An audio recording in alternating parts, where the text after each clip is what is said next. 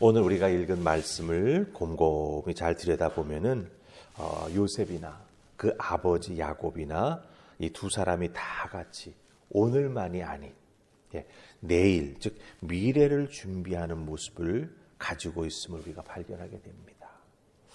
사실 하루하루 살아가기도 어떤 때는 버겁고 힘들지요. 그러니까 오늘의 최선을 다하는 것도 어떤 때는 힘듭니다. 하지만 오늘 말씀 속에서 보면 오늘이 힘들다고 내일을 포기하는 삶을 살아서는 안 된다라고 하는 것이죠. 그래서 요셉이나 야곱이나 내일을 준비하는 모습, 즉 미래를 준비하는 모습을 우리가 말씀 속에서 발견합니다. 특별히 요셉의 모습에서는 배경은 애굽이죠. 말하자면 세상입니다.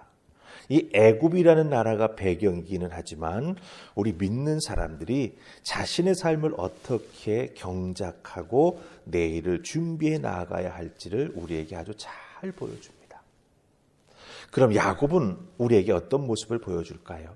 내일을 위해서 믿음을 가지고 자신의 삶을 하루하루 어떻게 준비해야 하는가, 그 하나님 주신 말씀과 꿈을 잊지 않고 그것을 마음에 품고 살아가는 미래를 준비하는 사람이 되어야 한다라고 하는 것을 오늘 우리들에게 보여주고 있다라고 하는 것이죠. 그래서 야곱과 요셉을 통해 오늘의 세상 속에서의 우리들의 삶과 믿음을 어떻게 준비해 나아가야 할까라고 하는 것 함께 살피면서 은혜 나눌 수 있기 원합니다. 자, 먼저 요셉의 준비하는 모습 보십시다. 23절입니다.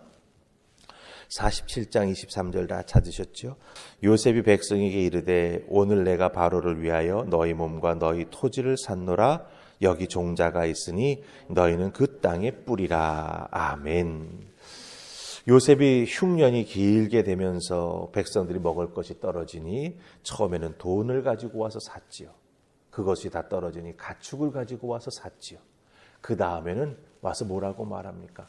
자기들을 종으로, 또한 땅까지도 다 줄 테니까 우리를 좀 받아달라고, 먹을 것만 달라고 부탁을 해서 요셉이 그걸 다 들어주었습니다. 근데 오늘 말씀 23절에 보면 백성들에게 뭐라고 말합니까? 너희를, 바로를 위하여 너희 몸과 너희 토지를 다 샀다. 그런데 참 이상한 말합니다. 여기 종자가 있으니 너희는 그 땅에 뿌리라. 이렇게 말합니다. 요셉이 이렇게 말할 수 있는 그 귀한 의미가 무엇이겠습니까? 종자는 다음 농사를 위해서 준비하는 것입니다. 먹어치우는 양식이 아닙니다. 종자마저 먹어치우게 된다면 내년을 절대로 기약할 수가 없는 거죠. 그런데 종자를 나누어 준다라고 하는 건 무엇입니까? 다음 농사를 준비한다라고 하는 겁니다. 이것이 보여주는 게 무엇입니까? 기근의 끝이 언제인지를 요셉은 분명히 알고 있고 그것을 알고 있기에 바로 내일을 준비하는 모습을 여기에서 보여주고 있다라고 하는 것입니다. 우리가 우리들의 삶, 우리들의 인생을 계획하고 준비할 때에도 이 요셉처럼 하나님 주셨던 꿈, 그것을 해석하지 않았습니까? 그 해석의 의미를 마음속에 깊이 품고, 그렇죠? 하루하루 지나가는 삶의 상황과 정황을 잘 살피면서 하나님의 말씀해 주셨던 것, 하나님께서 꿈을 통해 보여주셨던 것이 언제 온전히 이루어지고 끝난다라고 하는 것을 깨달아 알고 그것을 준비하는 삶을 살아가고 있다라고 하는 겁니다. 세상 속에 살면서 우리가 꿈꾸고 있는 것들을 이루어 나아가기 위해서도 어떻게 해야 된다? 하나님과 깊은 믿음의 교제를 가지면서 기도하면서 말씀의 은혜와 능력을 붙잡고 하루하루를 살아가면서 하나님의 계획하심과 섭리하심을 놓쳐서는 안 된다라고 하는 것을 우리가 이 요셉의 삶을 통해서 발견하게 됩니다. 하나님이 왜 요셉을 애굽 땅에 보내셨습니까? 단순히 이스라엘 백성들만을 위한 것은 아니죠. 큰 흉년이 들어서 이스라엘 백성들, 즉 자기의 가족들 70명이 애굽 땅으로 올 수밖에 없게 만드셨지요. 하지만 그 놀라운 일들을 통해서 하나님은 수많은 사람들을 살리도록 요셉을 사용하신 것을 보게 됩니다. 그 과정에서 하나님께서 요셉을 통해 이루고자 하셨던 그 일의 목적을 요셉은 절대로 놓치지 않았습니다. 단순히 바로의 앞잡이가 되어가지고 흉년을 이용해서 바로의 재산을 불려주는 것, 왕의 지위를 든든히 해주는 것, 그것이 요셉이 일하는 목적이 아니었지 않습니까? 요셉은 그것을 잘 알고 있었습니다. 그래서 종자를 땅에 뿌려라 라고 말하면서 애굽 사람들도 다음 해를 준비할 수 있도록, 즉 미래를 준비할 수 있도록 흉년의 사람들이 살아남고 삶의 터전을 잃어버리지 않게 도와주면서 또한 자기 자신의 가족과 형제들을 애굽 땅에 잘 뿌리내려서, 그렇죠? 예, 잘 살아갈 수 있도록 길을 열어주고 하나님의 계획하심이 다 이루어질 수 있도록 쓰임받는 삶을 지금 이 요셉이 살아가고 있다고 하는 거예요. 그러니까 요셉이 살아가고 있는 이 삶의 모습 속에서 무엇을 발견합니까? 하나님과 동행하는 삶. 그 동행하는 삶은 매사에 하나님과 깊이 소통하면서 하나님과 은혜를 나누면서 하나님의 지혜를 덧입으면서 또한 하나님 주신 축복을 다른 사람들과 나누는 하나님의 사람이 되어야 한다라고 하는 것을 우리는 요셉의 모습 속에서 발견하게 된다라고 하는 것이죠. 요셉이 만약에 바로 왕의 그 앞잡이로서만 만족하며 살았다라고 한다면 어떻게 됐을까요? 아마 바로 왕도 그 얄팍한 수를 읽었을 겁니다. 예, 바로 당대에 끝냈을지도 모르죠. 하지만 요셉은 그렇게 하지 아니하고 하나님의 뜻을 이루는 하나님의 도구가 되기를 소망하면서 세상 속에서 하나님의 뜻을 이루기 위해서 하나님과 소통하면서도 사랑과의 관계 속에서 하나님의 뜻을 잘 펼쳐나가는 지혜로운 삶을 살았다라고 하는 것 우리가 꼭 기억하면서 여러분의 삶의 자리에서도 하나님 주신 은혜를 지켜나가며 미래를 준비해 나아갈 때 하나님과 늘 소통하고 하나님과 함께 은혜를 나누고 준비하는 지혜로운 사람들 되시기를 주님의 이름으로 축복합니다. 아멘. 자, 그 다음에 아버지 야곱은 어떻게 준비했을까요? 우리 27절 그리고 29절 읽습니다. 28절 말씀을 읽지 않습니다. 자, 먼저 우리 27절 같이 읽습니다. 시작. 이스라엘 족속이 애굽 고센 땅에 거주하며 거기서 생업을 얻어 생육하고 번성하였더라. 29절 이스라엘이 죽을 날이 가까우매 그의 아들 요셉을 불러 그에게 이르되 이제 내가 내게 은혜를 입었거든 청하노니 내 손을 내 허벅지 아래에 놓고 인애와 성실함으로 내게 행하여 애굽의 나를 장사하지 아니하도록 하라. 아멘.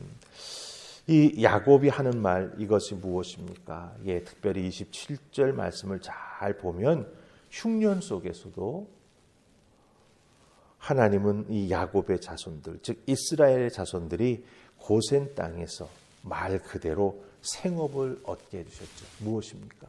바로 왕의 가축을 잘 치게 해주셨어요. 예, 온 애굽의 백성들이 곡식을 얻기 위해서 가축을 가지고 와서 바로에게 팔았으니 얼마나 많은 가축이 바로의 것이 되었겠습니까? 그 가축들이 다 어디로 갑니까? 고센으로 갈 수밖에 없죠. 그곳에서 바로 요셉의 형제들이 야곱의 아들들이 그 가축들을 다 치었다라고 하는 거죠. 그러니 말 그대로 생업을 얻었습니다. 왕의 가축을 치는 가문이 되었습니다. 그곳에서 생육하고 번성하였습니다. 왜? 왕의 가축을 치는 자들을 누가 건들 수가 있겠습니까?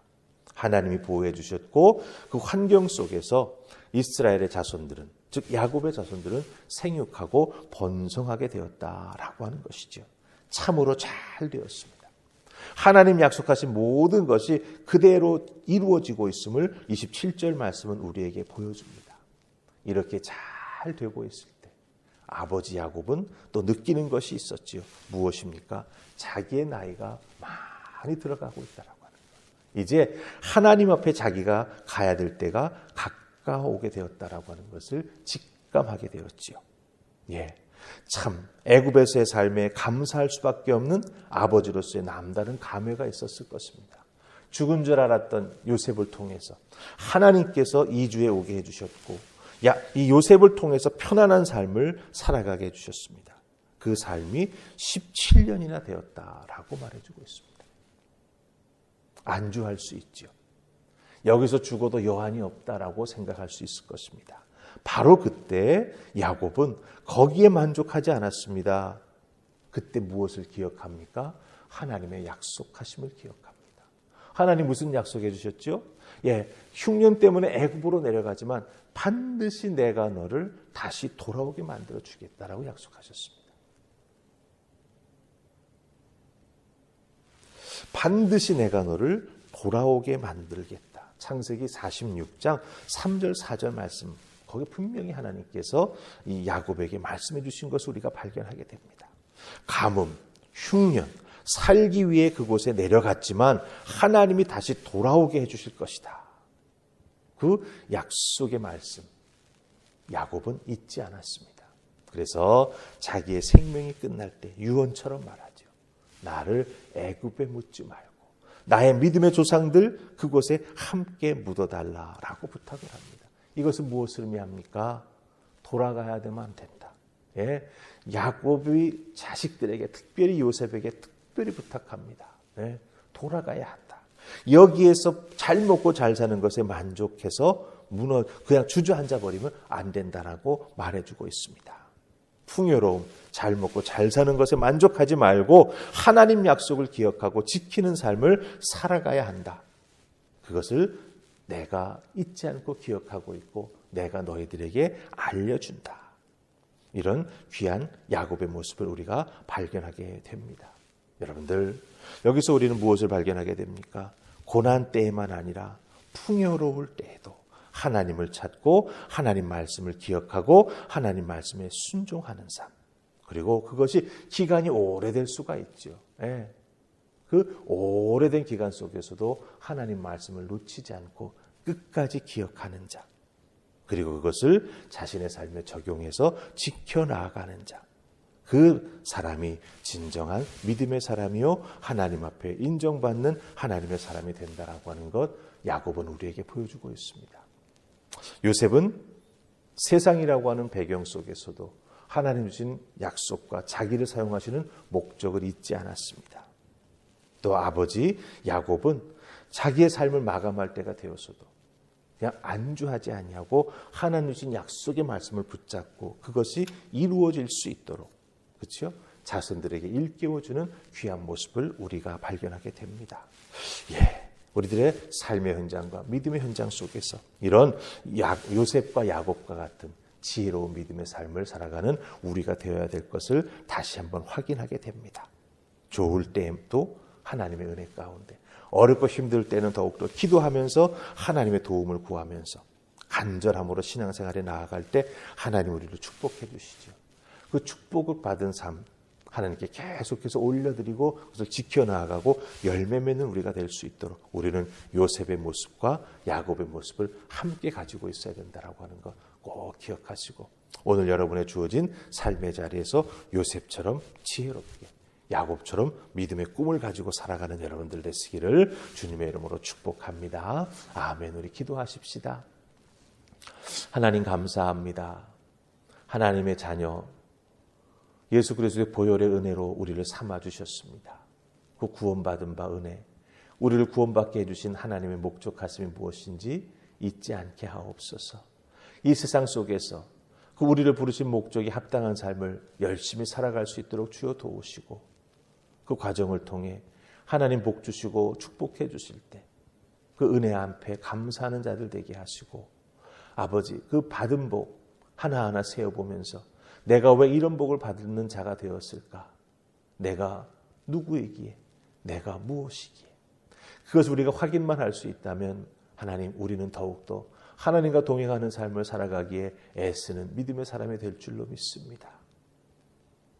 요셉처럼 지혜롭게 야곱처럼 믿음의 꿈을 놓지 않고 살아가는 우리 모두가 될 수 있도록 오늘 하루의 삶 속에서도 주님 주인 되어주시고 성령님 인도하여 주시옵소서. 감사하옵고 예수님 이름으로 기도하옵나이다. 아멘.